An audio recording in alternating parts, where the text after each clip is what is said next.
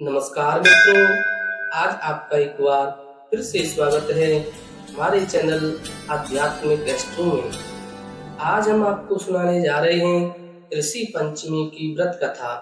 आप सभी मित्रजन इस कथा को बड़ी ही श्रद्धा पूर्वक श्रवण करिए। सतयुग में विदर्भ नगरी में एक स्म्योजित नामक राजा राज्य करते थे। वह राजा ऋषियों के समान थे। उन्हीं के राज्य में एक किसान सुमित्र नाम का रहता था। उसकी पत्नी जयश्री अत्यंत पतिव्रता थी। एक समय वर्षा ऋतु में जब उसकी पत्नी खेत के कामों में लगी हुई थी तो वह रजस्वला हो गई। उसको रजस्वला होने का पता लग गया, फिर भी वह घर के कामों में लगी रही। कुछ समय बाद वह दोनों स्त्री पुरुष अपनी अपनी आयु भोग करके मृत्यु को प्राप्त हो गए। जयश्री तो कुतिया की योनि में बनी और सुमित्र को रजस्वला स्त्री के संपर्क में आने के कारण बैल की योनि मिली। क्योंकि ऋतु दोष के अतिरिक्त इन दोनों का कोई अपराध नहीं था, इसी कारण इन दोनों को अपने पूर्व जन्म का स्मरण विवरण याद रहा। वे दोनों कुतिया और बैल के रूप में उसी नगर में अपने बेटे सुचित्र के यहाँ पर रहने लगे। धर्मात्मा सुचित्र अपने अतिथियों का पूर्ण सत्कार करता था। उसने अपने पिता के श्राद्ध के दिन अपने घर पर ब्राह्मणों को भोजन के लिए नाना प्रकार के भोजन बनवाए। जब उसकी स्त्री किसी काम के लिए रसोई से बाहर गई हुई थी तो एक सर्प ने रसोई की खीर के बर्तन में अपने विष का वमन कर दिया है। कुतिया के रूप में सुचित्र की माँ यह सब कुछ देख रही थी। पुत्र की बहू के आने पर उसने पुत्र को ब्रह्म हत्या के पाप से बचाने के लिए उस बर्तन में मुंह डाल दिया। सुचित्र की पत्नी चंद्रवती से कुतिया का यह कृत्य देखा न गया और उसने चूल्हे में से जलती हुई लकड़ी निकाल करके उस कुतिया को मार दी। बेचारी कुतिया मार खा करके इधर उधर भागने लगी। चौके में से जो झूठा आदि बचा रहता था वह सब सुचित्र की बहू ने उस कुतिया को डाल देती थी, लेकिन क्रोध के कारण उसने वह भी बाहर फेंकवा दिया।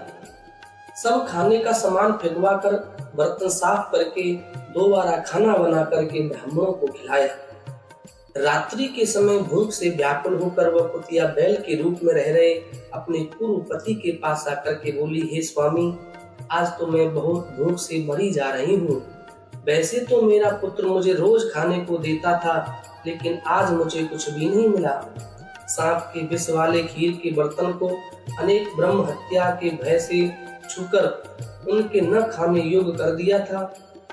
इसी कारण उसकी बहू ने मुझे मारा और कुछ भी खाने को नहीं दिया है। तब वह बैल बोला, हे भद्रे, तेरे पापों के कारण तो मैं भी इस योनि में बड़ा दुख पा रहा हूँ और आज भोजा ढोते ढोते मेरी तो कमर टूट गई है। आज मैं भी खेत में दिन भर हल में जुता रहा। मेरे पुत्र ने आज मुझे भी भोजन नहीं दिया और मुझे बहुत तरह से मारा भी। मुझे इस प्रकार कष्ट देकर उसने इस श्राद्ध को निष्फल कर दिया है।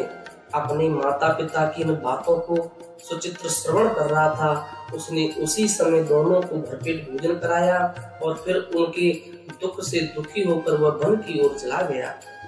वन में जाकर के ऋषियों से पूछा कि मेरे माता पिता इन कर्मों के कारण इन नीच योनियों को प्राप्त हुए हैं और अब किस प्रकार से उनको यह छुटकारा मिल सकता है।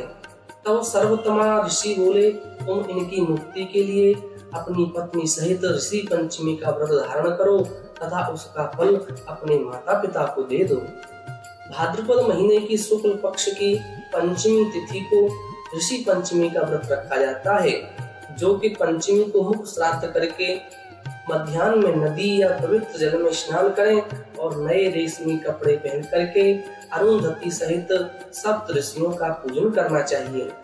इतना सुनकर के सुचित्र अपने घर लौट आया और अपनी पत्नी सहित विधि विधान के साथ में पूजन व व्रत किया। उसके पुण्य से माता पिता दोनों पशु योनि को छूट गए, जिसके लिए जो महिला श्रद्धा पूर्वक ऋषि पंचमी का व्रत करती हैं वह समस्त सांसारिक सुखों को भोग करके वैकुंठ लोक को चली जाती हैं और भगवान की अति प्रेमी बन जाती हैं। बोलिए भक्त वत्सल भगवान की जय।